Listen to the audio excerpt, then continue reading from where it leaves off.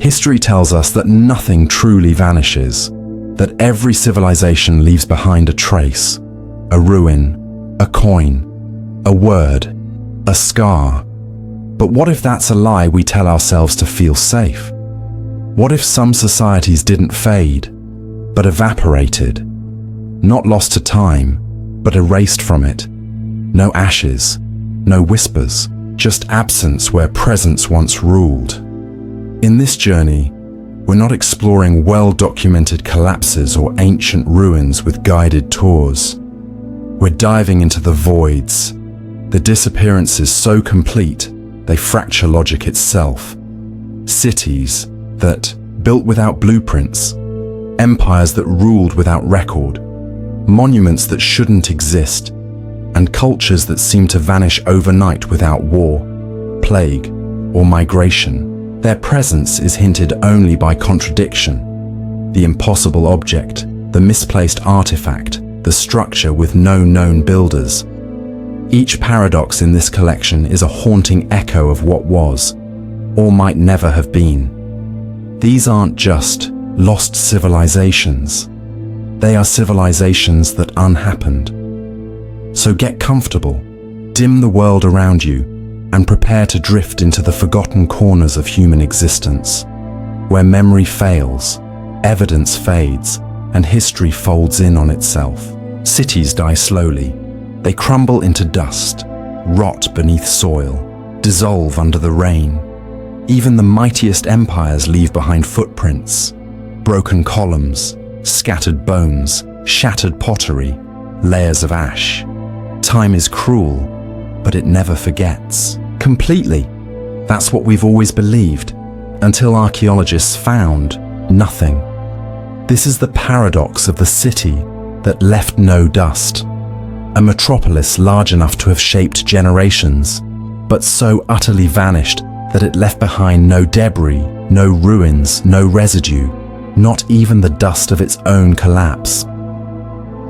The story begins in a remote region where ancient texts spoke of a massive trade city, flourishing, powerful, sophisticated. Other civilizations referenced it in trade routes and treaties. Legends described towering structures, glimmering waterways, and a population in the tens of thousands. But when modern explorers traced the references back to a specific location, they found only untouched earth, no ruins, no layers of habitation, just a flat plain of silent stone. This wasn't a case of ruins lost to the jungle or buried under sand. It was as if the city had been vacuumed out of time itself. Geological scans revealed no human activity, no garbage layers, no hearths, no bones, and yet satellite data showed unusual square impressions in the bedrock, almost like foundations, imprints left behind not by presence, but by absence. And here's where the paradox unfolds. Civilizations leave waste, always. Clay shards, carbon, remains, tools, charcoal, nails, beads. Even the smallest villages, forgotten for millennia, produce a layer of anthropogenic sediment, evidence of life's passage. But this city, nothing. No trace that human hands had ever been there. No layers in the soil, no transition in materials, no pollen from crops, no domesticated animal remains. Every test came back blank. And yet, texts from neighboring regions, dated to the same era, repeatedly mention trade delegations from this exact location. Goods were exchanged. Messages were written. Even distant cities adjusted their calendars to align with events that originated in this missing city. So what happened? Some proposed a natural disaster, an earthquake so violent it liquefied the foundations and carried everything away. But the surrounding terrain shows no sign of seismic disruption. Others blamed erosion or ancient floods. But erosion leaves patterns, and floods leave sediment. This place had neither. A more radical theory emerged. The city was never made of traditional materials. that it was constructed using biodegradable, high-efficiency resources, wood, textiles, organics, that left no trace after centuries. A civilization that intentionally erased its own footprint. But that doesn't explain the missing tools, the bones, the ceramics, the metals. No one builds an entire city without a single lasting object. Then came the most chilling theory. The city never existed in our timeline at all. This idea, once dismissed as pseudoscience, gained traction among fringe physicists and archaeologists who studied anomalous artifacts, objects that appeared to belong to cultures with no known origin. What if the city was real but only briefly anchored in our version of reality? What if, through some unknown phenomenon, a highly advanced society phased into our timeline just long enough to trade, to influence, to be remembered, and then phased out? If that sounds absurd, consider this. Quantum physics allows for particles to exist in multiple states, for time to behave unpredictably at microscopic scales. What if, on a larger scale, civilizations could flicker in and out of existence, entangled with our world, but not entirely of it? The city that left no dust forces us to confront an unbearable possibility, that some human stories were never meant to be recorded. That history is not a straight path, but a quilt of intersecting timelines, some of which never quite stitched into our own. Maybe the city lived, maybe it thrived, maybe, even now, in another layer of reality, it still breathes. But here, in our version of Earth, it left only a name and a perfect silence where dust should have been. Most empires announce themselves with a bang, a founder's name carved into stone, a war of unification, a mythic origin etched into songs. There's always a beginning, a spark, a moment when the first stone is placed and the first flag is raised. But what happens when an empire appears already fully formed, without a trace of how it began? This is the paradox of the empire with no beginning. A civilization so vast, so organized and so influential that it should have taken centuries to emerge. Yet no one can find its first step. Historians piece together fragments of this empire from scattered records. It had standardized weights and measures, a complex legal system, advanced agriculture, widespread coinage, and architectural marvels. It traded across thousands of miles, minted language, dictated religious norms, and influenced distant societies. But unlike other empires, there are no signs of gradual development, no humble origins, no transition from tribal to state level society, no early settlements growing into capitals. In its earliest known artifacts, it is already imperial, already monumental. It appears in foreign archives as a power, not as a rising faction. Neighboring cultures wrote of it with awe, referring to it not as a new kingdom, but as something ancient and permanent. But their dates don't align. The empire seems to spring into recorded history fully matured, like an adult with no childhood. Archaeologists have scoured potential heartlands looking for the early cities, the founding tombs, the sites where kings would have first claimed rule. But those places are missing or never existed. There is no founding document, no myth of creation, no hero king, just law codes, calendars, and completed roads, as if the empire were a finished product dropped into the world. How could this be? One theory is that the records we do have were written far later than we think, that perhaps the scribes retroactively credited this empire with more power and antiquity than it deserved. But carbon dating on materials from the empire's peak contradicts this. The metallurgy, pottery, and construction techniques confirm the timeline. And still, no earlier phases are found. Another theory suggests a process of cultural bootstrapping, that a coalition of fragmented societies suddenly unified under unknown circumstances, skipping the typical rise of early statehood. But even then, such a rapid unification would leave evidence. Transitional sites, war scars, fractured dialects, none are present. So we arrive at the haunting possibility. What if the empire's beginning was erased, not destroyed, but never recorded? Some researchers have hypothesized a deliberate rewriting of history, an empire so obsessed with control that it scrubbed its own origin to present itself as eternal. But that would require an earlier phase of power to do the erasing. And we return to the same question. Who began the beginning? Then comes a stranger proposal. What if the empire didn't emerge from within human civilization, but alongside it? A foreign injection of intelligence, structure, and infrastructure.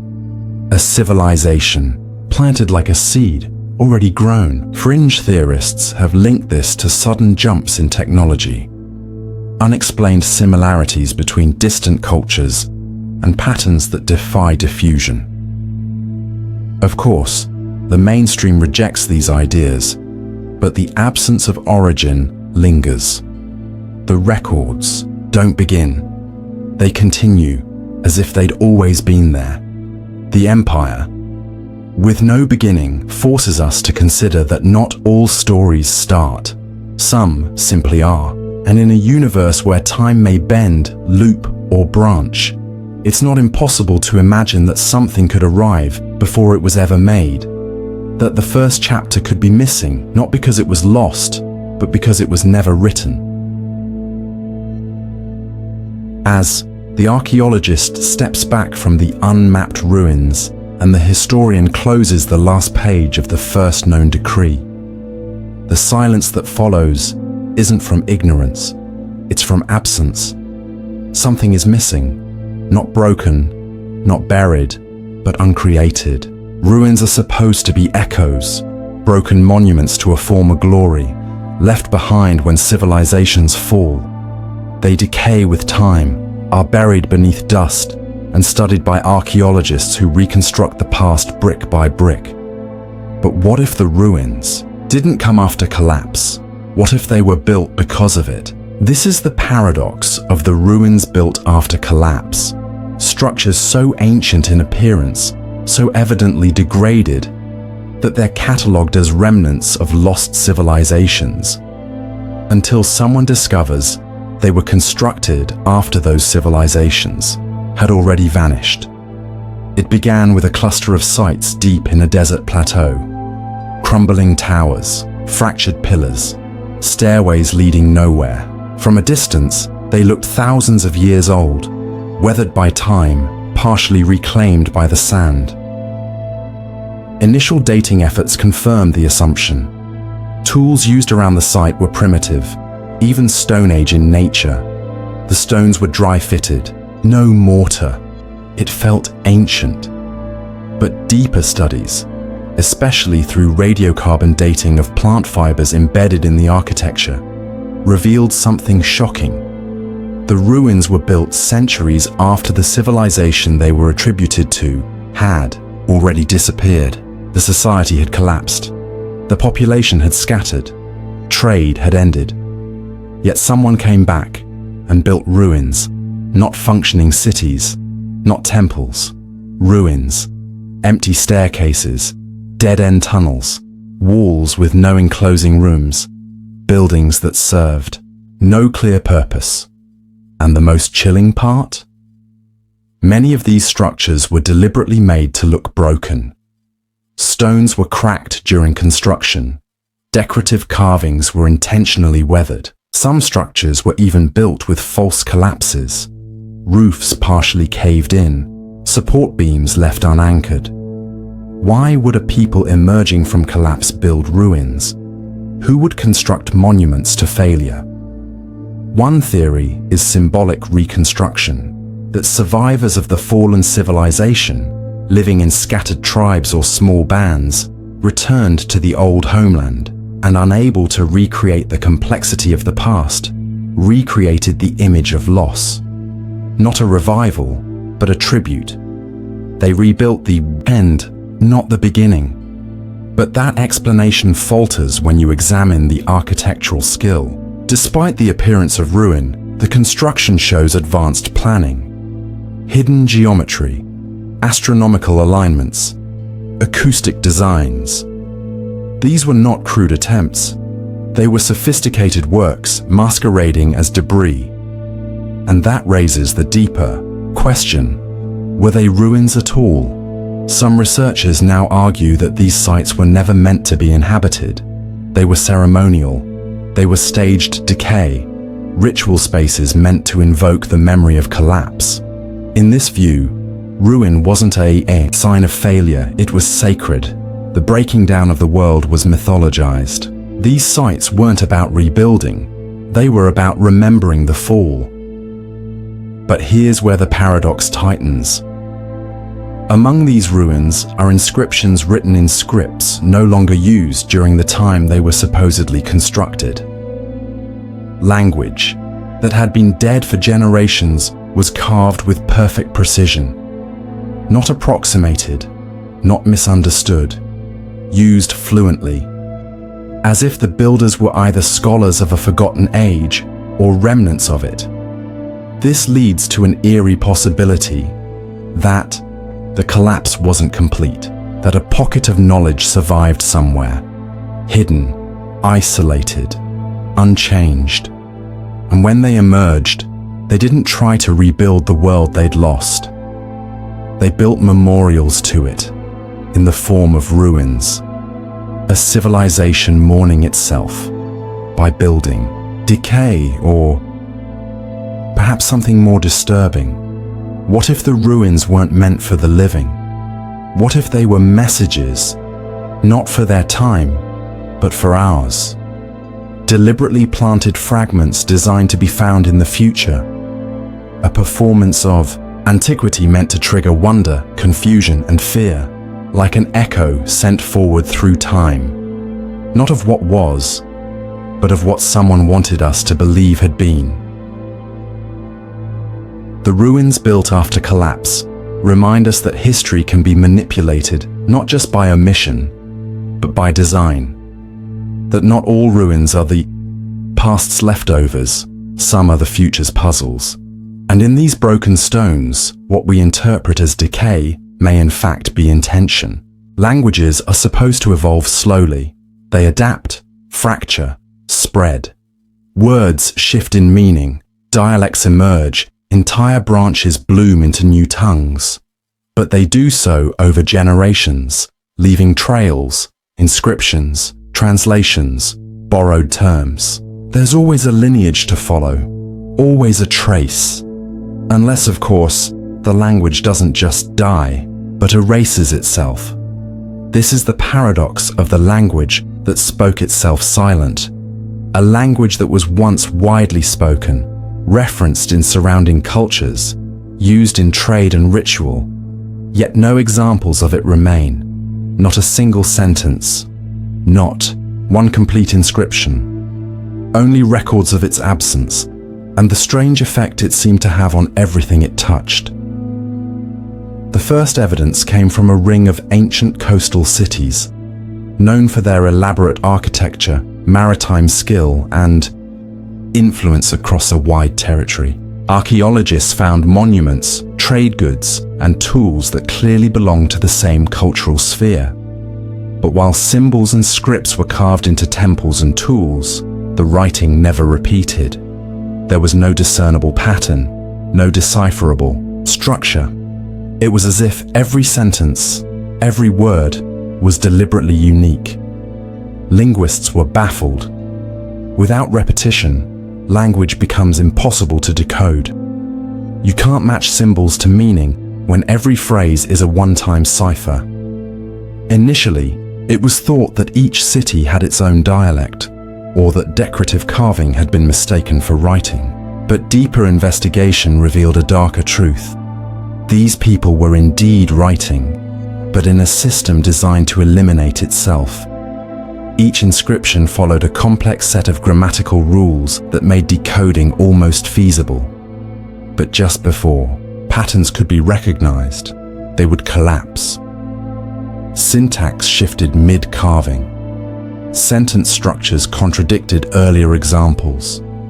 It was like watching a language commit suicide, with each attempt to preserve itself. Then came the surrounding accounts. Cultures adjacent to these cities spoke of a language that was cursed to be unheard, a tongue spoken only once, never again. Some myths even claimed that to know the language fully was to lose the will to speak it, a speech that killed itself through knowledge. And here's where the paradox takes a chilling turn.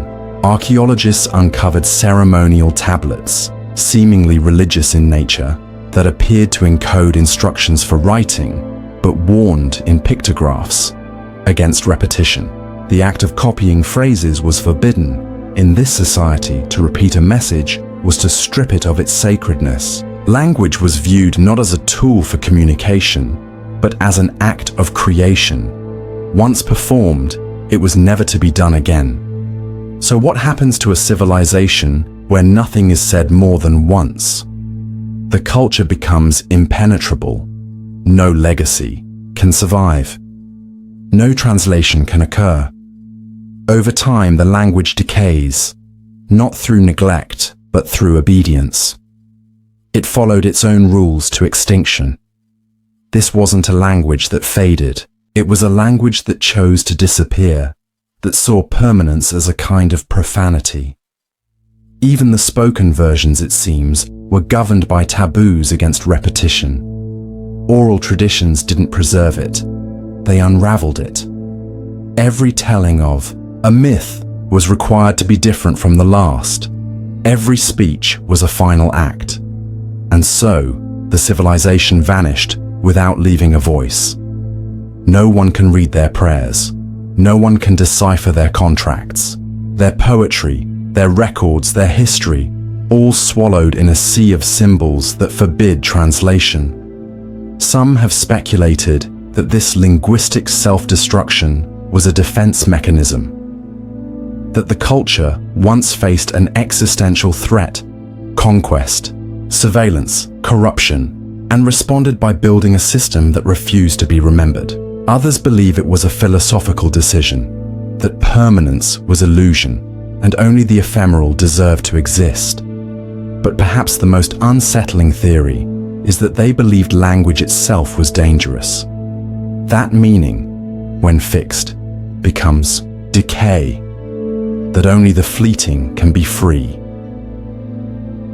The language that spoke itself silent is a whisper that never echoes, a voice that ends the moment it begins, a civilization that taught itself how to vanish. One word at a time, every civilization leaves behind its dead. Cemeteries, tombs, burial mounds, ossuaries, catacombs. Death is the great equalizer and the great preserver. Through bones, rituals, and burial artifacts, we learn how people lived, what they feared, what they worshipped, how they mourned. But what if a civilization left behind everything except its dead?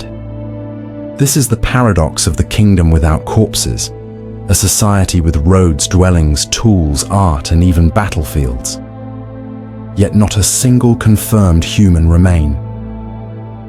The first clue came from a series of excavations along a river valley where signs of complex urban development were evident. Stone foundations, granaries, irrigation systems, marketplaces. It was clear this place had supported a large population over centuries. Pottery fragments showed trade with distant cultures. Artifacts included musical instruments, surgical tools, religious icons. There were signs of celebration and of violence. In one case, an entire settlement showed signs of fire, structural collapse, and what looked like a mass exodus, but no skeletons. Not one. Initially, archaeologists assumed bodies had been buried elsewhere, perhaps in sacred grounds lost to erosion or time. But extended surveys revealed no burial fields, no cremation pits, no ceremonial tombs, and no scattered remains. Even the refuse piles, the waste mounds where bones of animals, tools, and broken pottery often pile up, were entirely devoid of human fragments. Warfare was evident in some layers. Blades, arrowheads, walls breached, but no bodies. Not even the expected broken bones beneath collapsed structures or signs of mass grave burials that typically follow sieges. In every layer of time, people had lived here. People had died here, but the dead were gone. This led to speculation that the civilization practiced an extreme form of body disposal. Perhaps advanced cremation or water burials that left no trace. But analysis of the soil and sediment showed no trace of ash concentrations, no remnants of organic combustion, no evidence of burial at sea practices. Their environment didn't support such rituals at scale. Others proposed that perhaps the kingdom suffered a catastrophic event, disease or migration, that resulted in the mass removal of remains. But that explanation fails to account for the longevity of the settlement and the consistency of this absence across centuries. Not just one event, but an ongoing practice of making the dead vanish. Then, linguistic fragments from surrounding regions began to shift the narrative. Some texts referred to this kingdom obliquely, using phrases like, "those who walk but leave no dust," and "the people whose passing is not remembered." One even described them as children of the cycle who return to the breath. What does that mean? A radical theory emerged that the people of this kingdom engineered the disappearance of death, not literally, but ceremonially. That their entire worldview centered around non-traceable departure. Perhaps they believed that to leave a body behind was to tether the soul. That memory itself was a burden to the dead. In this view, erasure was not desecration, it was liberation. Still, some researchers weren't convinced this was spiritual. They proposed a technological solution, that this society had developed a method of accelerating decay, or of disposing remains in chemical processes we don't yet understand. The way they built, the materials they used, even their approach to metallurgy seemed years ahead of their neighbors. Perhaps their death rituals were just as advanced and just as deliberately untraceable. But here's the true heart of the paradox. How can a civilization be so present and yet so absent? How can it shape the land, influence its neighbors, trade, war, and thrive, and leave behind no bones, no teeth, no graves? The kingdom without corpses forces us to confront the possibility that memory itself may not always be desired, that some societies did not want to be known by how they died, but by how they disappeared. Civilizations carved their names into history. They inscribed them on monuments, seal them into treaties, weave them into the words of their poets and prophets. Even when a culture falls, its name survives, echoing in ruins, maps, myths. A name is identity. A name is legacy. But what if a civilization deliberately destroyed its own name, not through war, not through disaster, but by choice? This is the paradox of the culture that erased its own name. A society whose influence can be traced across continents, but whose identity has been systematically stripped from every artifact, record, and relic it left behind. Archaeologists first noticed the pattern while analyzing trade goods found across vastly separated regions, unique ceramics, intricate metalwork, and highly specific artistic motifs that kept appearing in otherwise unrelated civilizations. The craftsmanship was unmistakable. These artifacts came from a single source, but the maker's name gone. Inscriptions that should have carried their origin had been scratched out. Seal stones where the name of a ruler should appear were deliberately smoothed over. Murals that likely once depicted legends or historical events were overpainted with abstract patterns. Clay tablets were defaced in ways that rendered the script unreadable, but only in specific places, always where the name would be. At first, researchers assumed outside forces were to blame, conquerors erasing the past, the victors rewriting history. But this theory collapsed when the pattern repeated in areas where no such conquest had taken place. In peaceful trade colonies and isolated settlements, the same redactions occurred. The deletions were systematic, precise, and, most chillingly, internal. This wasn't the work of outsiders. This was self-erasure. Even more perplexing was that surrounding cultures never referred to them by a name. In texts where neighboring kingdoms mentioned them, they were always called something vague: the traders from the west, those with the smooth stones, the silent builders. No titles, no ethnicity, no direct identifiers. One scroll simply called them the people who forgot themselves. So why would a thriving, complex culture go to such lengths to erase its own identity? Some suggest it was religious, that the civilization developed a belief that names were sacred, dangerous even, and that to preserve the soul of a people, their name had to be removed from the world. Perhaps they feared that names allowed for possession by gods, by enemies, by time itself. In this theory, to name something was to trap it, and so, to free themselves, they let their identity dissolve. Others believe it was political. That the civilization suffered a catastrophic schism, civil war, ideological collapse, a cultural betrayal so deep that its survivors chose not just to forget the event, but to delete the idea of who they were altogether. Not just a break in continuity, but an intentional fracture in memory, a people choosing oblivion over remembrance. And yet, there's another possibility, far more disturbing.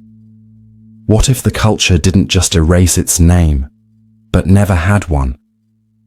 What if, from the beginning, they operated without self-reference? A society built on function without ego, on contribution without credit. In that case, the name wasn't removed. It was never written down to begin with. Their identity was their work, their architecture, their trade, their influence. Their legacy was left for others to name, but no one did, because naming them would have meant defining them. And perhaps that was precisely what they refused to allow. The culture that erased its own name forces us to confront an uncomfortable truth, that not all civilizations crave recognition, that not every people wants to be remembered, that anonymity to some may be a higher form of freedom, and maybe that's why their work still endures, scattered across continents, haunting, beautiful, originless. They remain present, but unclaimable, influential, but untethered. You may walk through their ruins, you may hold their crafts, but when you ask who they were, the answer is silence. Maps are supposed to guide us. They represent certainty, lines etched in ink to claim knowledge of space, to mark kingdoms, cities, and the edges of the known world. Even ancient maps, riddled with dragons and sea monsters, still tell us what people believed was real. But what if a map shows a place so consistently in so many unrelated cultures that it must have existed, and yet no trace of the land remains?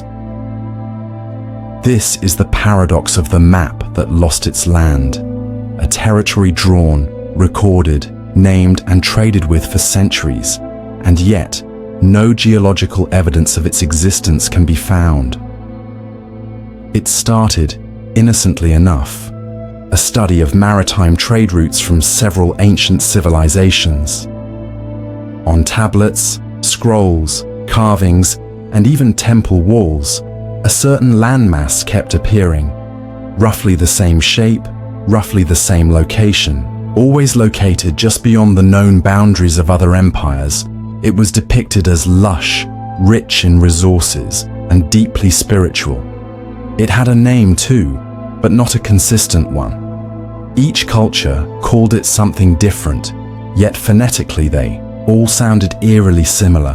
Oralan, Orella, Olun, Aralin. The similarities were too strong to dismiss. These weren't fictional lands drawn for myth.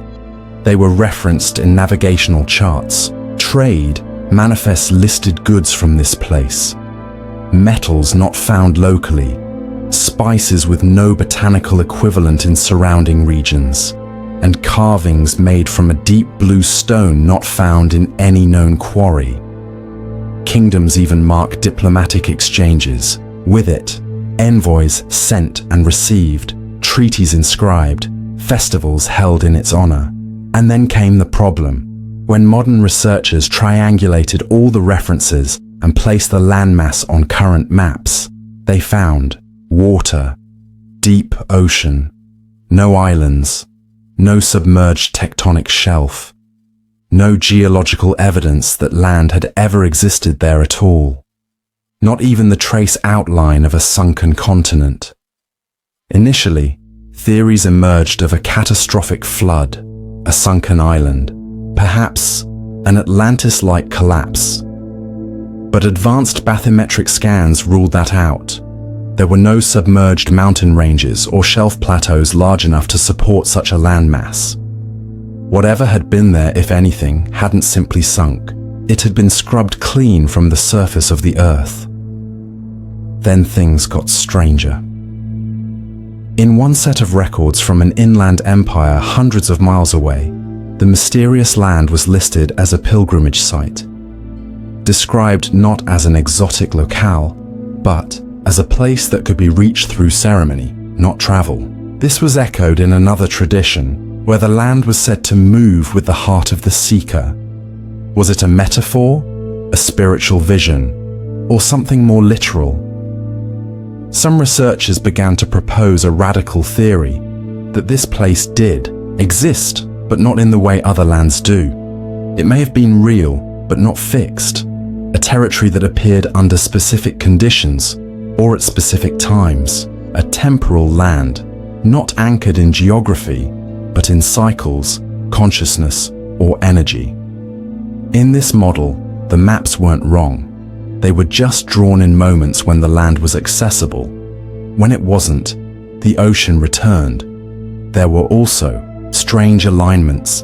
The ancient maps that included this land all shared certain cosmic markers, eclipses, star positions, solstice events. Some believe these weren't just decorations. They were keys, coordinates in time, not space. But if true, the land didn't vanish due to war, erosion, or disaster. It phased out, not erased, but removed from reach. And the maps? They are the lingering scars of memory trying to hold on. The map that lost its land is more than a cartographic mystery. It's a challenge to the idea that knowledge is fixed, that space is stable, that what was can always be found again. Sometimes reality moves, and sometimes the only proof of what was real is the shadow it leaves behind on paper. So next time you see an ancient map with a land you don't recognize, ask yourself, did the cartographer lie, or did the world itself change? Every civilization is a thread in the fabric of human ancestry. Even when cultures fall, their people continue through migration, assimilation, bloodlines, or language. Genes linger, customs survive, and memory echoes. But what happens when an entire civilization disappears and no one, anywhere, carries even a trace of their existence? This is the paradox of the people without descendants.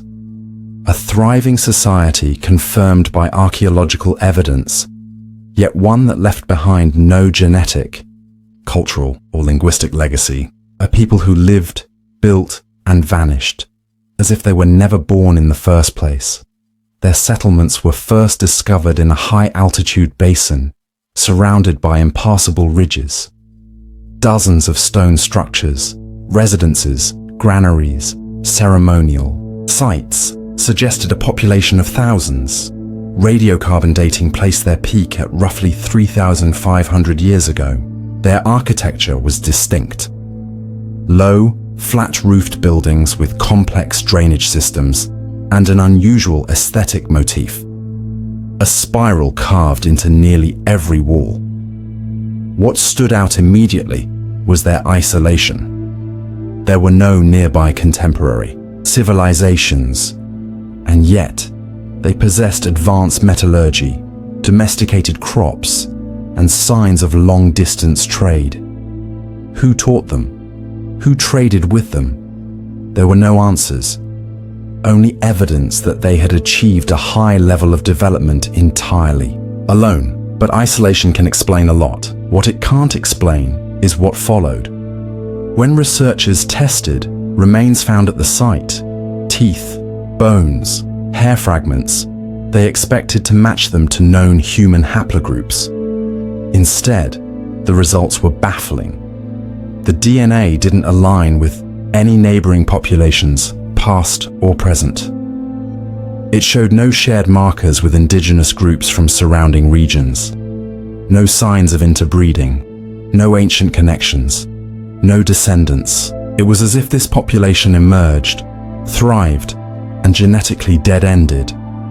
The same mystery repeated with language. Fragments of inscriptions were discovered, simple texts carved into walls, and ceremonial objects. The symbols didn't match any known script. And more troublingly, they didn't appear to evolve. Every inscription, from the earliest layer to the final one, was written in the exact same form. No grammatical shifts, no stylistic changes, no linguistic drift. It was as if their language entered time fully formed and exited untouched. Normally, when a civilization vanishes, its traces scatter into the mouths of nearby tribes, into folklore, into regional dialects. But this language left no echo. Not a single borrowed word appears in neighboring cultures. The same goes for artifacts. Their pottery, while beautiful, bears no resemblance to anything before or after. Their metallurgy techniques vanished with them. Even their farming methods, using a unique spiral terrace system, left no influence in the agricultural practices of surrounding valleys. How can an entire people leave no descendants, no students, no imitators? One theory proposes disease, something so virulent and specific it wiped out the population before they could flee or mix with outsiders. But this doesn't explain the lack of genetic fragments in the surrounding gene pool. Even collapsed populations usually intermix before total extinction. Another theory, they chose isolation. A self-contained society with strict boundaries, spiritual taboos against reproduction with outsiders, and perhaps even rituals of voluntary disappearance.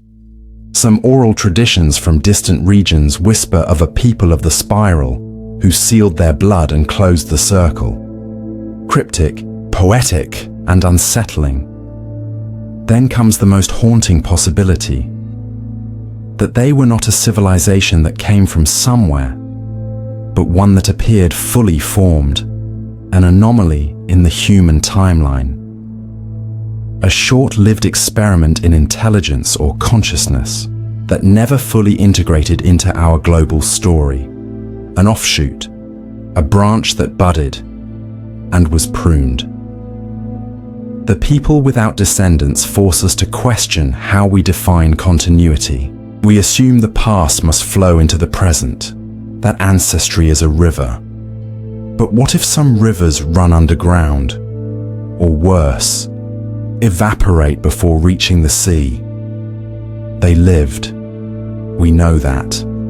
But no one alive today carries their blood, speaks their tongue or remembers their stories. They were here, and then they weren't. All across the world, stone monuments rise from the ground like frozen prayers. Obelisks, ziggurats, statues, and shrines built to honor gods whose names once held power. Even when the civilizations fade, their deities often survive in some form, echoed in myth, merged into later religions, or adapted by those who came next.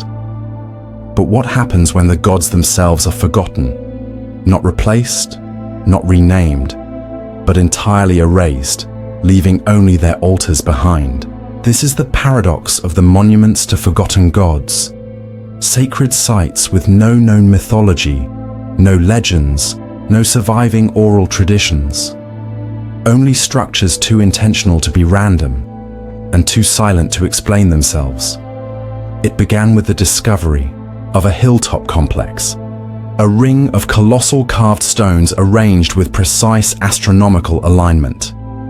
Each megalith bore symbols: spiral eyes, hands with too many fingers, beasts with no earthly anatomy. There were altars, steps worn smooth by ancient feet, and a central plaza clearly designed for ritual gatherings. But there was no writing, no statues of rulers, no identifying marks, and strangest of all, no stories. Nearby civilizations, some predating and others outlasting the structure, made no mention of these gods or their temple. No myths referred to them, no songs, no taboos. It was as if these gods were expunged from memory or had never been remembered at all. Then came more discoveries: a canyon wall covered in carvings, humanoid figures with exaggerated heads bowing to a sun-like glyph. In another region, a subterranean temple was found with hundreds of stone vessels, each one sealed, untouched, and empty. And yet again, no explanation, no inscription, no tradition surviving in local culture. The builders were known. Their language could be partially translated, but their gods, nothing. Anthropologists found themselves asking, how does a religion vanish so completely? Even in collapsed societies, some fragments of belief endure. Deities become demons or saints. Their festivals get repurposed. Their symbols show up in unexpected places. But these gods left no such trail. Their names, if they had any, never passed into the mouths of survivors. No folk practices remained. No rural customs. No whispered oaths. They were unremembered, not just lost. Some theorized a cultural trauma, something so horrific that later generations purged the gods from consciousness. A spiritual apocalypse, a collective decision to forget. But that theory requires intent, and no written condemnations have ever been found. No curses, no denunciations, no official shifts in worship, just silence.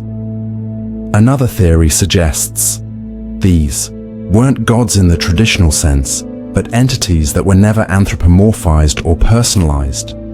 Forces of nature, perhaps, tides, shadows, star patterns, worshipped not as beings, but as experiences. When those experiences passed or changed, say, due to climate shifts or astronomical cycles, the need for the worship vanished too. But here's where the paradox deepens. The monuments still stand, maintained for generations, repaired, aligned, with solstices and equinoxes. There was care, devotion, and design. These were not neglected shrines. They were active centers of belief for centuries. And yet, the belief has become completely untraceable. Some fringe scholars have proposed that the gods in question were not forgotten by accident, but by design, that the act of worship was specifically aimed at being forgotten, that their gods demanded not eternal fame, but eventual erasure. In this view, the forgetting was the final offering. a ritual of divine disappearance. Worship carried to its logical end, not glory, but silence. Imagine a religion that succeeds not by being remembered, but by vanishing. The monuments to forgotten gods leave us with towering questions. What does it mean to worship something that leaves no story? How do we remember those who chose, or were forced, to be unremembered? As you look upon the stones, the carvings, the silent altars, you begin to feel the weight of absence. These gods were once sacred, prayed to, feared, loved. Now they are only shapes in stone. Walls are born from fear, pride, or necessity. They divide, protect, and preserve. Behind them, civilizations grow. Around them, battles are fought. But walls are never just stone. They are the psychological borders of a people's identity. So what happens when the wall remains, long after the people who built it have vanished? So long, in fact, that we remember the wall more clearly than the builders. This is the paradox of the wall that survived the builder. A vast, ancient barrier, stretching across hundreds of miles, still standing with purpose, though the hands that shaped it have been lost to time, language, and memory. It was first encountered as a jagged series of elevated ridges, sprawling over harsh, uninhabited terrain, weaving through canyons and plateaus like a serpent made of stone. From above, it was unmistakably artificial. Satellite imagery revealed straight lines, perfect angles, defensive bulwarks, and observation towers. The architecture showed military precision and astronomical awareness, suggesting a society deeply sophisticated in both engineering and symbolism. But here's where the mystery begins. No nearby civilization claimed it. No existing ruins nearby showed continuity with the wall's structure. No texts referenced it. Even oral traditions from tribes living near the wall for generations treated it as an unknowable inheritance, calling it the bone of the earth or the back of the ancients. It was there when they arrived. It would be there when they were gone. Archaeological teams expected to find a supporting city, a supply route, inscriptions, even a reason for its existence. But the wall stood alone. And not just physically, chronologically. Carbon dating showed that the wall had been constructed in multiple stages over centuries, yet the style, stone type, and construction method remained unchanged through time. No evolution, no learning curve. The earliest segments were as advanced as the latest. It was as if the builders arrived already knowing how to build it, and then disappeared, just as silently. Worse still, the terrain it guarded made no sense. It didn't separate empires. It didn't block trade routes. It didn't follow the borders of a kingdom. It ran through wilderness, land that no civilization, ancient or modern, ever claimed as strategically important. A wall with no enemy, no obvious purpose, and no owner. So why was it built? Some scholars proposed it was ceremonial, a symbolic line perhaps marking cosmological divisions or sacred geography, but the sheer scale and labor required contradict that idea. Others suggested it was an immigration barrier, built to keep something out or something in. Yet no records, inscriptions, or defensive features point to any specific threat. The wall is watchful but silent. Then came a troubling discovery. Embedded deep in the mortar were organic fibers genetically unrelated to any known plant family, preserved yet unclassifiable. Not alien, but anomalous. Not modern, yet not ancient either. A material that shouldn't exist. Suddenly, the wall seemed less like a product of human architecture and more like an artifact on loan from something else. What kind of civilization builds such a thing and leaves nothing behind? No currency, no pottery, no bones, no myths. Radical idea emerged. What if the wall wasn't meant to be remembered? What if the builders had no interest in legacy? What if they constructed it knowing that their time would pass, but the wall would remain to perform a task no one else could? Understand? A signal, a boundary, a message. The wall that survived the builder isn't just a relic, it's a line drawn across time itself, a memory that outlived the mind, an intention whose purpose may still be unfolding. And so, the paradox remains. The wall endures. The people do not. Their voice has gone silent, but their stone still speaks, though we can't understand what it's saying. History is recorded in victories and defeats, births and deaths, floods and droughts. Chronicles are meant to preserve, to hold fast to the passing of time. They are stitched into scrolls, carved into tablets, inked onto vellum, so that memory outlasts mortality. But what if a civilization wrote its history not by recording what happened, but by carefully erasing everything else? This is the paradox of the Chronicle written in Disappearance, a historical record so meticulously crafted that only what vanished is remembered, while everything that endured was purposefully left out. It began with the discovery of a set of obsidian tablets buried deep beneath a collapsed stone structure. The location suggested a religious archive or a center of governance, someplace sacred and central.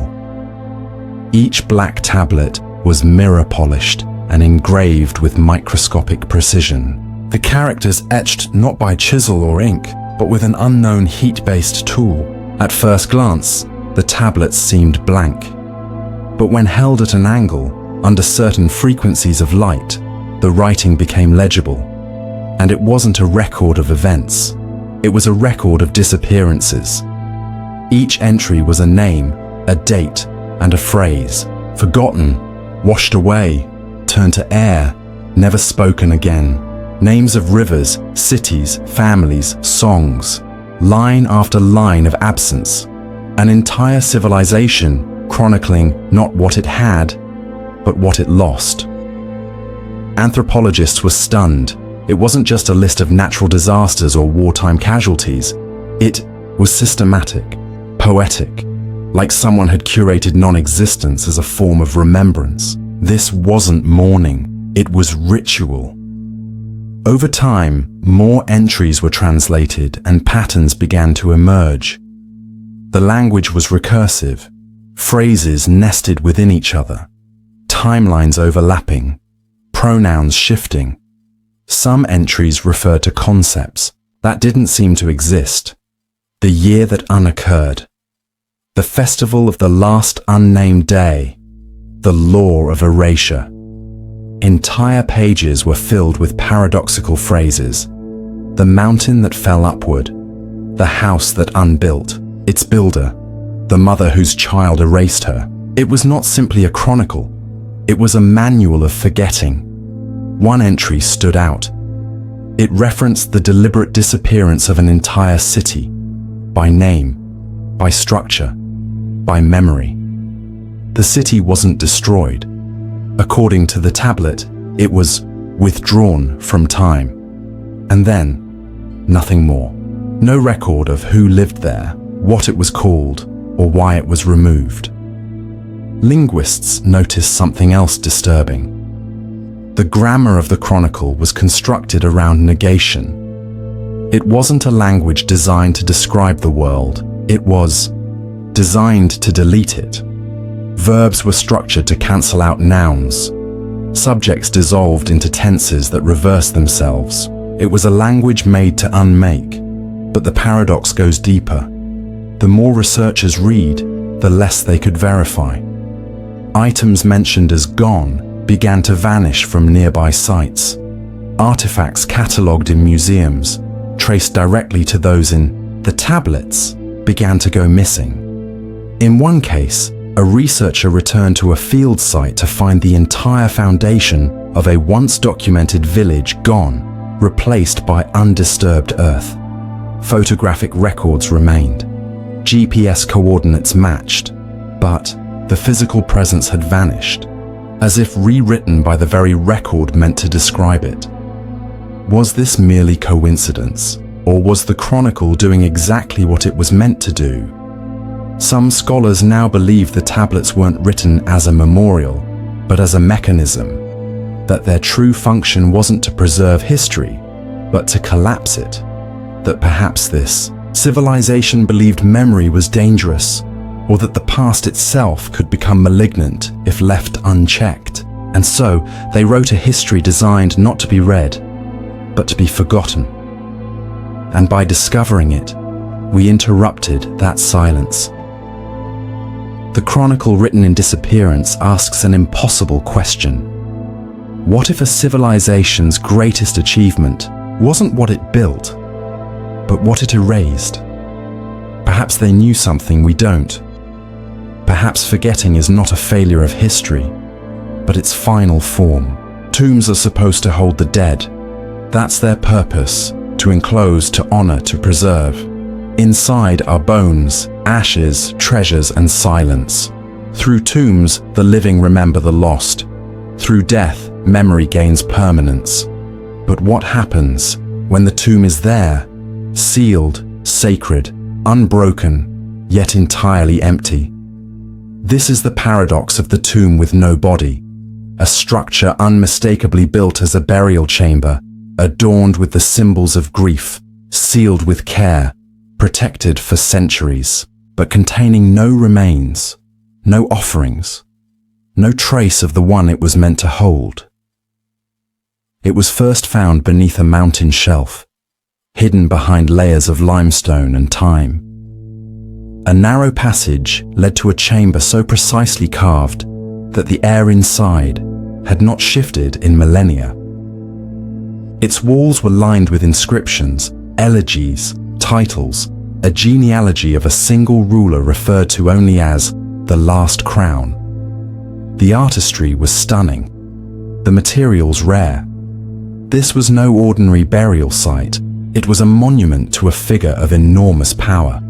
But when the stone sarcophagus was opened, after years of careful excavation, it held nothing. No skeleton, no shroud, no dust, just smooth, polished stone. Not even a stain where a body might have once lain. At first, researchers suspected tomb robbery. Grave looting was common in antiquity, but this chamber had been undisturbed. Its seal was intact, its entrance hidden behind collapsing rock that showed no signs of prior disturbance. More tellingly, there were no signs of a missing body, no scattered beads, no torn cloth, no hasty removals. Everything was arranged as if the interment had been ceremonial but symbolic.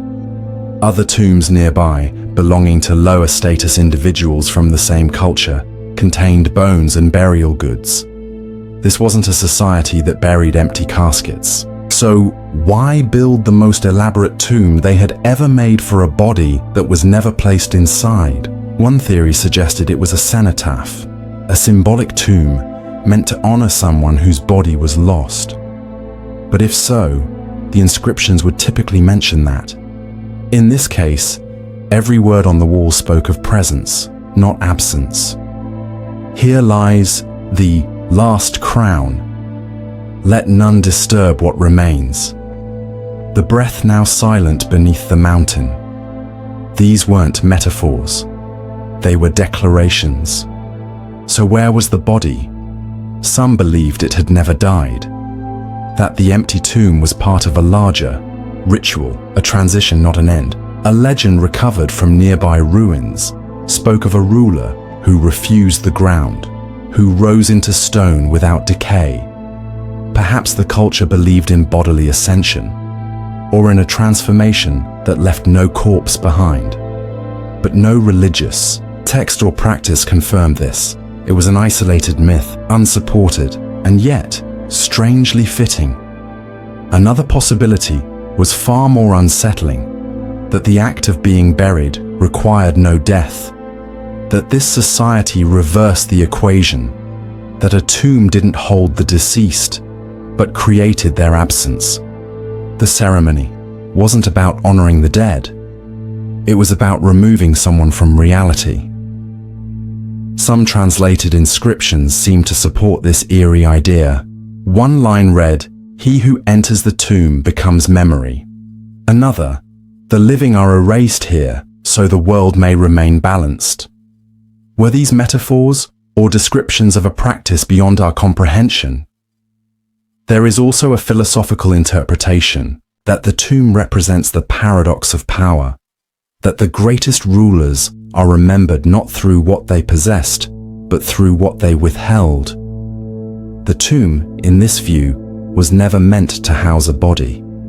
It was a shrine to absence, a warning, a declaration that even kings vanish without a trace. The tomb with no body forces us to question the assumptions we place on finality. Maybe not all burials are for the dead. Maybe not all monuments are for memory. Maybe, in some cultures, absence itself is sacred. As you imagine that sealed stone room beneath the earth, untouched for thousands of years, consider this. Perhaps the emptiness isn't a mystery to be solved. Perhaps the emptiness is the point. History is supposed to be a chain, event following event, century after century, one culture rising as another falls. Even when records are lost, time itself flows continuously. But what happens when time doesn't just erase? It skips. This is the paradox of the era that time skipped over, a mysterious gap in the archaeological and historical record where evidence suggests something should be there, yet nothing is. Not forgotten, not destroyed, simply absent, like a chapter torn from the spine of reality. The anomaly was first detected during a regional study in a densely populated ancient valley, rich in ruins, ceramics, and cultural layers that usually stack cleanly through millennia. Stratigraphy, the layering of human history through soil, tells the story of civilizations like pages in a book. But in this valley, something was missing. Between two well-documented periods, one ending around 2200 BCE and another beginning near 1700 BCE, there was an abrupt geological silence, a 5-century void where no pottery, bones, tools, or signs of life could be found. It wasn't erosion. The sediment layers remained intact, and there was no evidence of fire, flood, plague, or abandonment. It was as if time had simply skipped. Scholars expected to find transitional cultures bridging the older empire with the newer one, but they found none. No ruins, no hybrid languages, no cultural evolution. The earlier civilization vanished and the later one appeared, fully formed, using different architecture, unfamiliar burial practices, and an entirely new language. But there was no in-between. This gap didn't make sense. Civilizations don't blink in and out of existence like power surges. They decline, mix, adapt. But here, it was as if the world hit a temporal glitch, then resumed where it left off. Wider, investigation revealed similar anomalies in other regions. In distant mountain settlements, certain tree rings showed growth patterns consistent with human deforestation during the same lost era, suggesting humans were active somewhere, but left no physical record of their presence. In contrast, Ahar, desert region thousands of miles away, showed human absence in a time when surrounding regions were flourishing. Chronologists attempted to fill in the gap with indirect evidence, oral traditions, mythic timelines, but the stories were inconsistent. Some described a sleeping age, others spoke of the years that did not arrive. One culture even had a ritual in which every 500 years they would hold a day of silence to honor the unremembered. A few fringe scholars proposed the idea of intentional silence, that a culture so advanced, so inward-facing, may have refused to leave any trace, a complete rejection of legacy. But even the most isolationist societies leave behind bones, waste, pottery shards. Human life is noisy, yet here time made no sound. Then came the most unsettling theory, that the gap wasn't in the archaeology, but in time itself. Some physicists joined the discussion, proposing speculative concepts like localized time anomalies, events where temporal flow may have decelerated, reversed, or fragmented. Quantum theories of time suggest it's not as linear as we perceive. Could time, under unknown cosmic or energetic conditions, have folded, compressing centuries into seconds? Could civilizations have lived entire lives that left no mark, because time itself refused to anchor them? It's a terrifying idea, that you could live, build, love, and die, and none of it would be remembered, because you happened in the wrong moment. The era that time skipped over teaches us that history isn't always what we discover. It's also what we can't. That some moments may fall through the cracks not due to human failure, but because time didn't hold still long, enough for memory to form.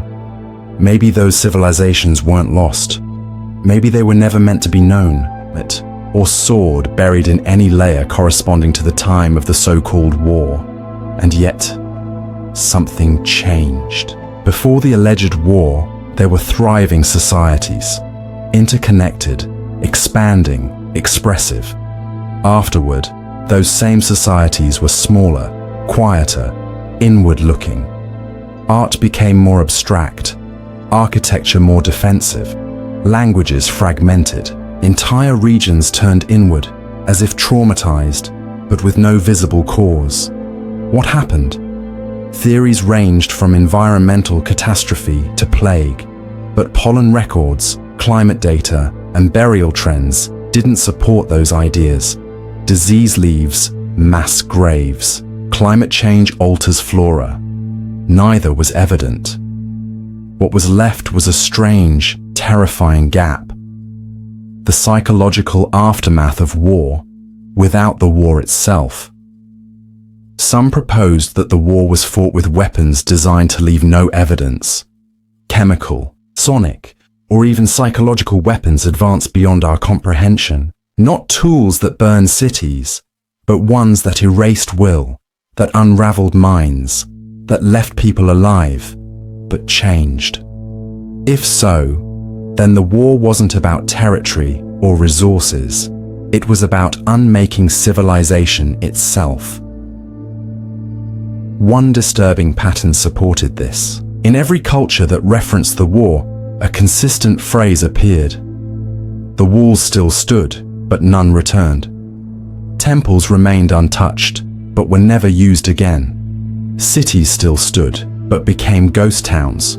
Structures without collapse, streets without footprints. Perhaps the war didn't destroy buildings, it emptied them. Another theory suggested that the war was never physical, but cognitive. That a mimetic weapon, a phrase, a belief, a thought, was introduced and spread like a virus. A war not of armies, but of ideas so corrosive they unstitched the minds that held them. It would explain the absence of physical damage and the widespread cultural fragmentation that followed. It would also explain why all references to the war avoid describing what was done, only what was lost.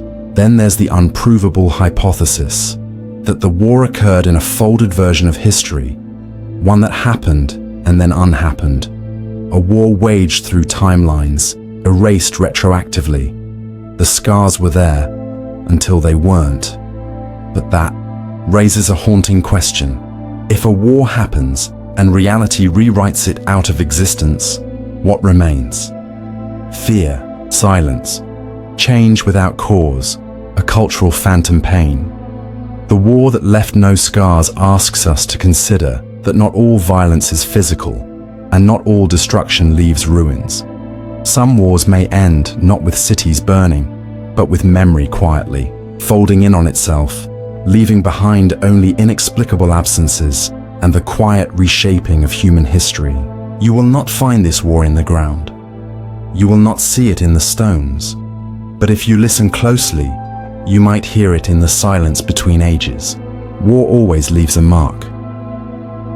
Whether through shattered buildings, mass graves, or the collective trauma etched into memory, conflict is among the most enduring fingerprints of civilization.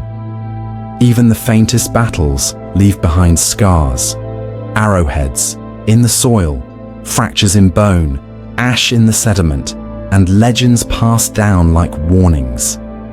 But what if a war occurred so complete, so absolute, that it left no trace at all?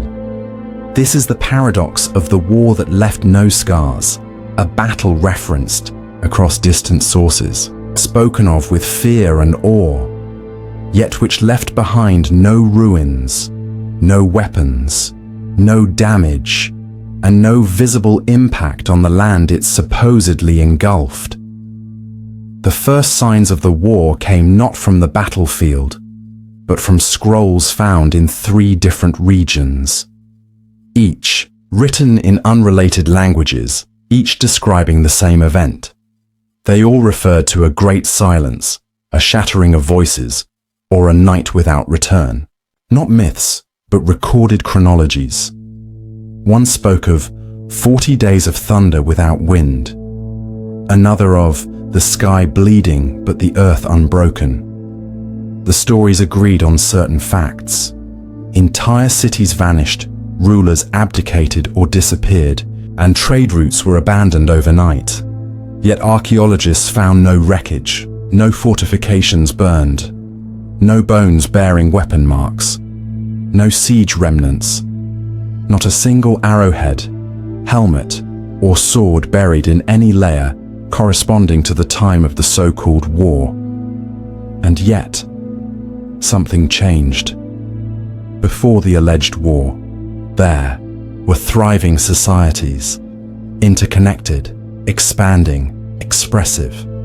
Afterward, those same societies were smaller, quieter, inward-looking. Art became more abstract, architecture more defensive, languages fragmented, entire regions turned inward, as if traumatized, but with no visible cause. What happened? Theories ranged from environmental catastrophe to plague, but pollen records, climate data, and burial trends didn't support those ideas. Disease leaves, mass graves. Climate change alters flora. Neither was evident. What was left was a strange, terrifying gap, the psychological aftermath of war, without the war itself. Some proposed that the war was fought with weapons designed to leave no evidence, chemical, sonic, or even psychological weapons advanced beyond our comprehension. Not tools that burned cities, but ones that erased will, that unraveled minds, that left people alive, but changed. If so, then the war wasn't about territory or resources. It was about unmaking civilization itself. One disturbing pattern supported this. In every culture that referenced the war, a consistent phrase appeared. The walls still stood, but none returned. Temples remained untouched, but were never used again. Cities still stood, but became ghost towns. Structures without collapse, streets without footprints. Perhaps the war didn't destroy buildings, it emptied them. Another theory suggested that the war was never physical, but cognitive, that a mimetic weapon, a phrase, a belief, a thought, was introduced and spread like a virus. A war not of armies, but of ideas so corrosive they unstitched the minds that held them. It would explain the absence of physical damage and the widespread, cultural fragmentation that followed. It would also explain why all references to the war avoid describing what was done, only what was lost. Then there's the unprovable hypothesis that the war occurred in a folded version of history. One that happened and then unhappened. A war waged through timelines, erased retroactively. The scars were there until they weren't. But that raises a haunting question. If a war happens and reality rewrites it out of existence, what remains? Fear, silence, change without cause, a cultural phantom pain. The war that left no scars asks us to consider that not all violence is physical, and not all destruction leaves ruins. Some wars may end not with cities burning, but with memory quietly folding in on itself, leaving behind only inexplicable absences and the quiet reshaping of human history. You will not find this war in the ground. You will not see it in the stones, but if you listen closely, you might hear it in the silence between ages. A nation is a story told to itself, through monuments, holidays, songs, and the long chain of memory passed from one generation to the next. Even fractured nations cling to fragments of their past, a legendary founder, a great war, a sacred place. Identity is anchored in remembrance. But what if a nation not only lacked history, but rejected it entirely? This is the paradox of the nation that remembered nothing. A society that built cities, governed lands, enforced laws, and traded widely, yet left behind no oral traditions, no mythologies, no ancestor worship, and no collective narrative.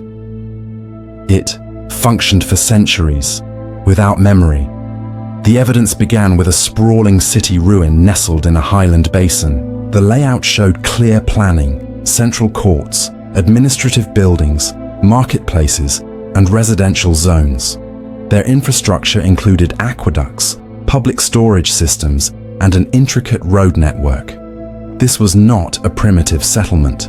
It was an organized, sophisticated nation-state, and yet every inscription, mural, and artifact discovered within the city was focused exclusively on the present moment. Agricultural records noted crop rotations for the current year only. Administrative tablets tracked inventories and taxes without reference to previous rulers or dynasties. Monumental structures bore no commemorative engravings. Not a single. Wall honored a god, a king, or an origin story. Where were their heroes, their founders, their sense of time? Even more strangely, burial sites showed no attempt to mark lineage. The dead were interred plainly. No titles, no epitaphs, no symbols of status or generational connection. Every grave was the same, a simple pit with the body curled inside, accompanied by a small vessel, always empty. When researchers turned to external sources, neighboring civilizations that had contact with this people, they found a mix of admiration and bafflement. One chronicler wrote, "They speak with clarity, but know no names before their grandfathers." Another noted, "Their calendars begin anew every ruler's breath." It became clear that this nation had embraced a systematic form of forgetting, not passive neglect, but active erasure. Historians discovered that the language itself lacked complex past tenses. Verbs described only the immediate or the imminent. The concept of before was vague, an indistinct murmur in otherwise precise communication. But why would an entire nation choose to forget itself? Some hypothesized a cultural trauma, perhaps a cataclysm so profound that the survivors chose to sever all ties with their history. A conscious decision to begin again every day. But no signs of such a disaster were found. No mass graves, no burn layers, no abrupt disruptions in architecture or agriculture. The transition into forgetfulness appeared gradual, methodical, intentional. Another theory suggested a philosophical origin. Perhaps they believed memory was a trap, a source of pride, conflict, or illusion. In that case, forgetting wasn't a flaw, but a virtue. By denying history, they escaped the endless cycle of vengeance, nostalgia, and myth.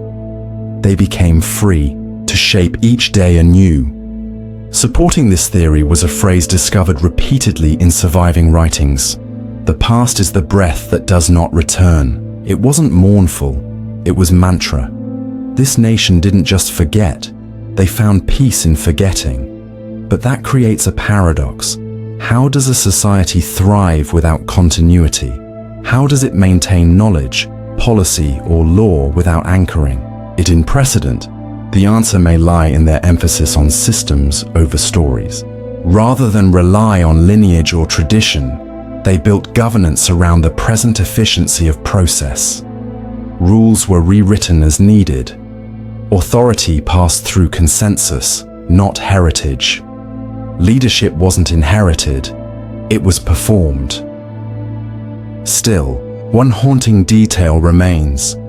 Toward the city's final centuries, inscriptions became scarcer. Buildings were constructed without markings. Even crop records vanished. It was as if the culture's desire to forget had reached its final form. Not just the rejection of history, but the quiet erasure of self. The nation that remembered nothing offers a disturbing possibility. That identity can be surrendered. That a civilization can thrive and then dissolve, not through destruction, but through willed amnesia. No war, no plague, just the gentle vanishing of memory, until there was no one left to forget. Capitals are the heart of a civilization. They emerge where rivers converge, where trade flows, where armies can be mustered and diplomacy managed. Geography favors them, strategic, fertile, central. Even when cities fall, you can almost always explain why they rose where they did. But what if a civilization's capital was built in the worst possible place, and yet still thrived? This is the paradox of the capital at the edge of nowhere.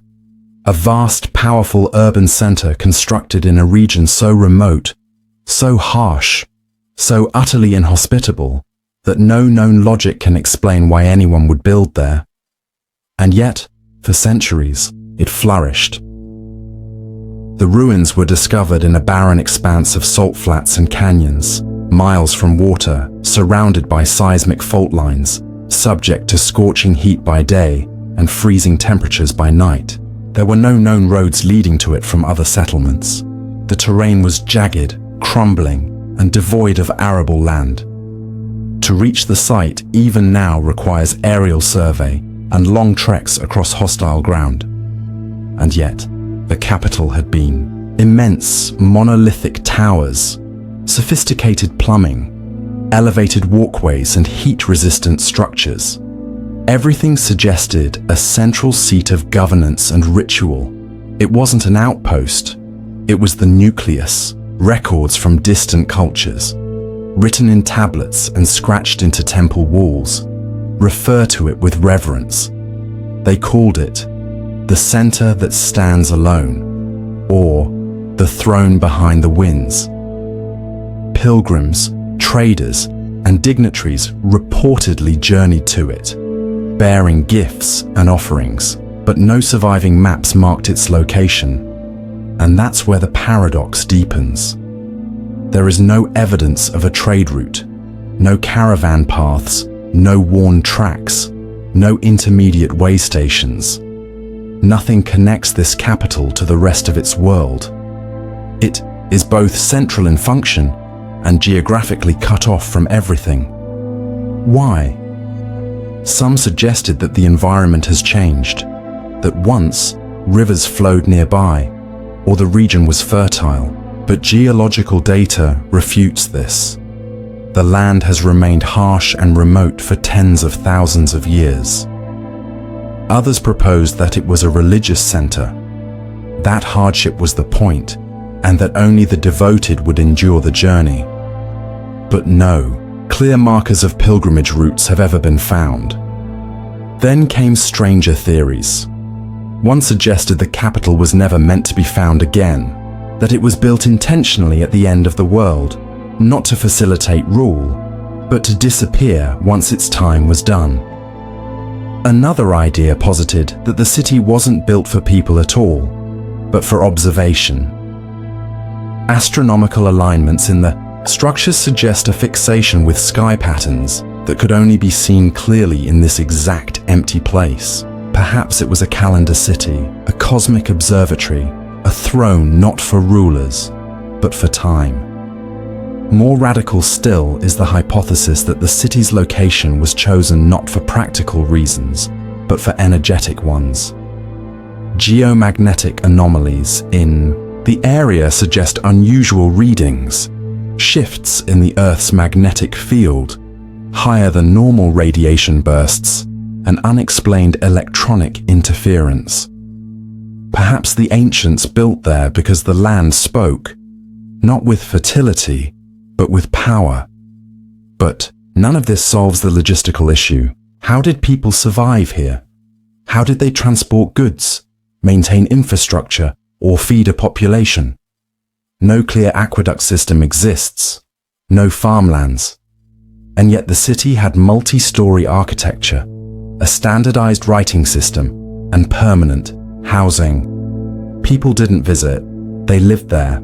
The capital at the edge of nowhere forces us to reconsider everything we think we know about urban development.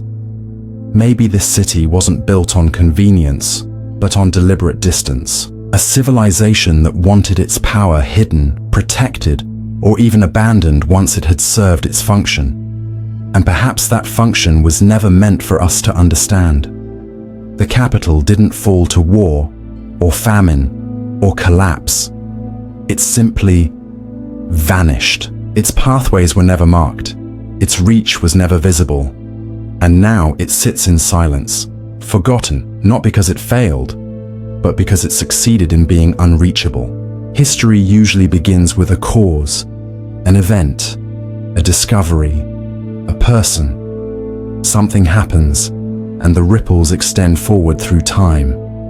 An echo follows a voice, a legacy follows a life.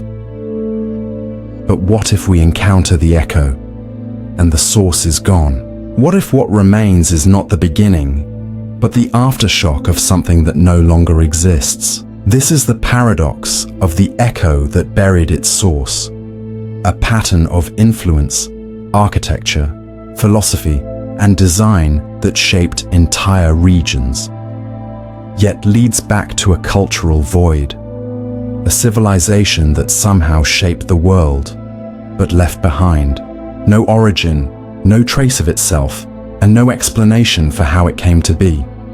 The mystery emerged slowly.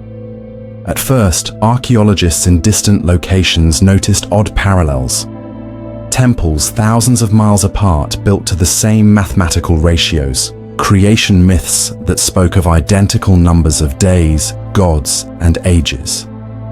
Agricultural techniques unique in their precision. Terrace structures cut at the same angle across unconnected mountain ranges. And most perplexing, every culture credited the knowledge to an older people now vanished. It wasn't the similarity that raised eyebrows.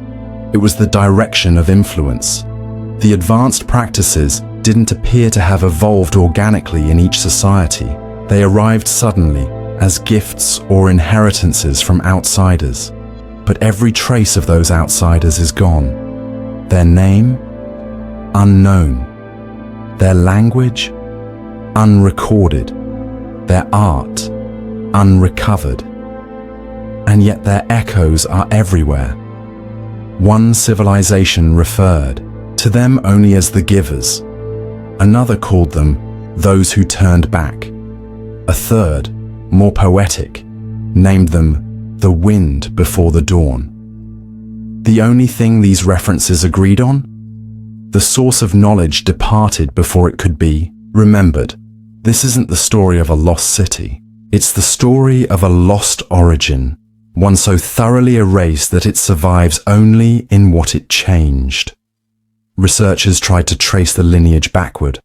Architectural styles, metallurgy, language roots, but all the trails ended in dead zones, regions of land with no settlements, no burials, no ruins. Places where, by all logic, the origin should have been, but where the earth is blank. In some cases, even geological records seem distorted, as if entire cultural layers were peeled away, leaving only a polished void beneath. Then came the inscriptions, vague, fragmented references etched into stone by multiple civilizations. They don't name the source. Instead, they warn about it. One inscription reads, "We remember only because they made us forget." Another, carved in a desert cliff, declares, "What we know is what was left behind, not what was given." So what are we dealing with? A vanished culture? A civilizational seed planted and then deliberately erased? A group that never wanted to be known? Some suggest it was a spiritual class, philosopher-builders who traveled the world, seeding techniques and beliefs without seeking tribute or record. But that theory fails to explain how so many exact numerical, architectural, and cosmological systems emerged in completely isolated regions within a narrow time frame. Others float the unsettling idea of temporal inversion, that we are seeing the after effects of something that hasn't happened yet. A future influence, echoing backward through time, not a voice from the past, but a resonance from the unborn. But perhaps the most unnerving idea is this, that the source was never meant to survive, that it was built to erase itself the moment its task was done. A culture whose highest purpose was to vanish so that others could rise in its place, unaware, unburdened, but subtly shaped. The echo that buried its source is not just a historical enigma. It's a mirror held up to human memory. It asks, how much of what you know, your language, your tools, your beliefs, was truly yours? And how much came from a silence too deep to trace? Sometimes, what endures is not the voice, but the vibration left behind. Calendars are the scaffolding of civilization. They anchor time, organize labor, mark sacred festivals, and preserve the rhythm of life. A calendar isn't just a tool, it's a collective memory. Each date holds echoes of harvests, coronations, battles, and celestial alignments. Every society that measures time also records what happened during it. But what if a calendar kept perfect time, with nothing to remember? This is the paradox of the calendar without history, an exquisitely designed timekeeping system used across a vast region, preserved with scientific precision, yet completely empty of events. No holidays, no records, no commemorations, just dates, measured, counted, and forgotten. The calendar was discovered etched into the floor of a collapsed ceremonial chamber. Concentric stone rings embedded with symbols representing lunar phases, solstices, equinoxes, and planetary alignments. Its accuracy rivaled that of modern astronomical models. It tracked multiple celestial cycles simultaneously, from the precession of the equinoxes to the synodic motion of Venus. The civilization that built it clearly possessed deep cosmic knowledge and, yet, no context. Around the calendar ring, researchers expected to find stories, myths, names of kings, agricultural references. Instead, they found only numbers, endless repeating notations, day counts, cycle intervals, intercalations. It was a calendar in its purest form, time abstracted from life. Elsewhere in the region, similar calendar fragments emerged, clay tablets, stone markers, sand-carved wheels, all based on the same model, all obsessively exact. but not a single one contained a historical annotation. No mention of famines or festivals, no ceremonies tied to specific dates, no first day of the year rituals, just the rhythm of the heavens, documented but untethered to human activity. It became clear that this calendar wasn't an anomaly. It was central to the culture. Agricultural terraces were built according to its cycles. Architecture aligned with its solstices. Civic decisions, like the election of leaders or communal building projects, seemed to occur at predictable calendar intervals. And yet the people who used it appeared to have made no effort to preserve why. Some archaeologists proposed that the calendar had once been full, but its historical content was later erased. But there were no signs of tampering, no scraping of tablets, no overwritten symbols. These were originals, created empty. Others speculated that the culture had suffered an ideological revolution, one that rejected the past and chose to live, by time's measurement, not its memory. Supporting this theory were inscriptions in nearby sites that spoke of the burden of remembering and the purity of the unanchored moment. Could it be that this society saw history itself as a danger? Perhaps they believed that to record an event gave it power, that remembering past victories bred pride, and past defeats bred vengeance. In this philosophy, the only safe time is the one that keeps moving.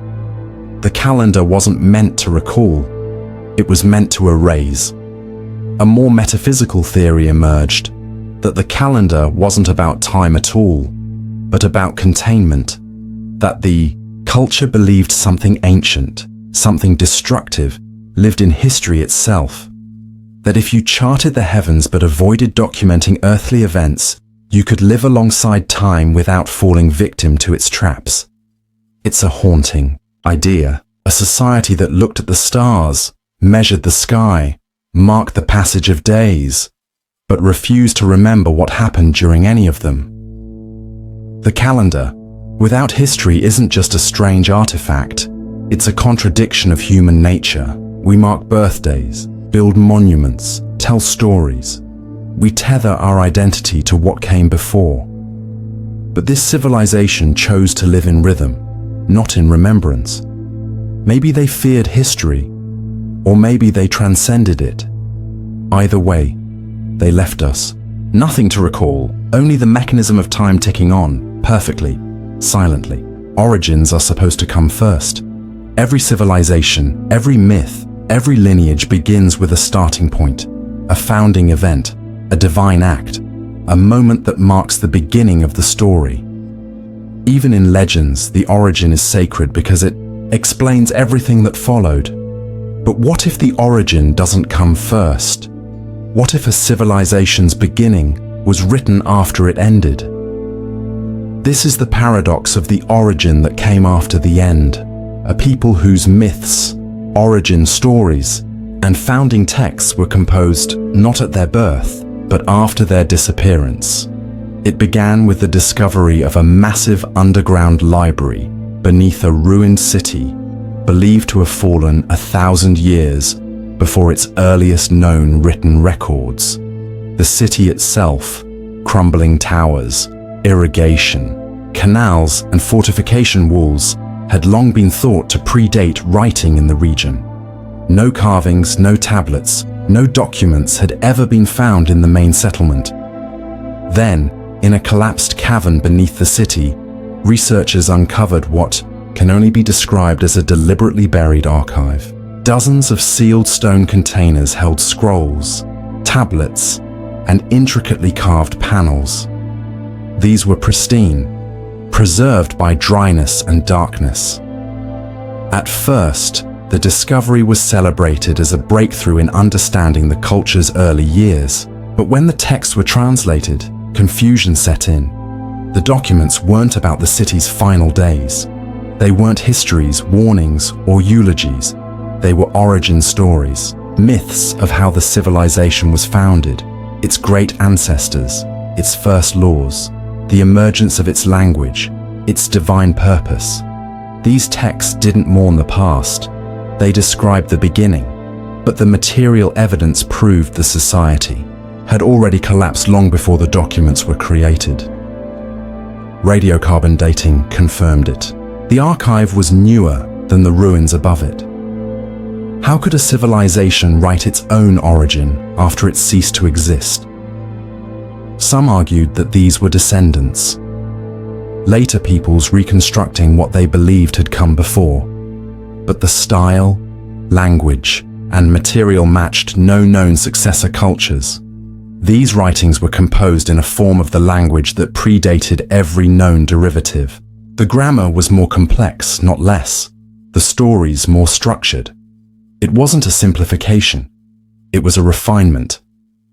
Others proposed a stranger theory, that a remnant of the civilization survived underground or in exile, and only after the world forgot them did they try to preserve their identity, not by recording what had happened, but by inventing a beginning that no one remembered. Still others suggested a more philosophical answer, that the people had come to believe that true origin must come last, that only in the aftermath, in ruin and silence, could one finally understand what something really was. So they built the archive after the end, not to remember, but to define, as if to say, we were this, only once all else had fallen away. Some passages in the text reinforce this eerie idea. One line reads, "Do not write the beginning until the dust has settled." Another, "The root lies not in the seed, but in the shadow it casts." Was this a metaphysical belief? A form of cultural rebirth? Perhaps they believed that truth emerges only after everything collapses, that meaning doesn't exist until the end gives it shape. And so, they wrote their myths in reverse. The gods appeared after the last breath. The laws were written by the dead. The beginning was carved from the wreckage. The origin that came after the end defies the linear model of time. It challenges the assumption that identity must grow from foundations. What if identity emerges from collapse? What if the truest story we tell is not where we came from, but what we became after we were gone? In their buried chamber, they wrote the first chapter last, and in doing so, they turned endings into beginnings, silence into scripture, oblivion into origin. You've just wandered through the ruins of memory, where nothing stands upright except the questions. 20 paradoxes, 20 vanishing points in the history of humanity. Not stories of collapse, but of absence. Not crumbling empires and conquered lands, but whispers that never had voices, footprints that dissolve as you follow them. These were not civilizations that fell. These were civilizations that unhappened, by intention, by design, by something deeper than decay, a city that left no dust, a language that dismantled itself, a nation that remembered nothing, a war that changed the world without leaving a scratch, and a calendar that ticked forward without ever marking what it meant to be alive. What you've witnessed is not just the erosion of time, but the possibility that some truths were never meant to endure. Or worse, that they did endure, but in ways we can no longer detect. Maybe these aren't gaps in our knowledge. Maybe they're mirrors, reflecting how fragile memory really is. How easy it is to vanish not with violence, but with silence. And how sometimes the loudest stories are the ones the past refused to tell. Now sleep, if you can. But know this, for every civilization we remember, there may be 10 more we were never meant to find.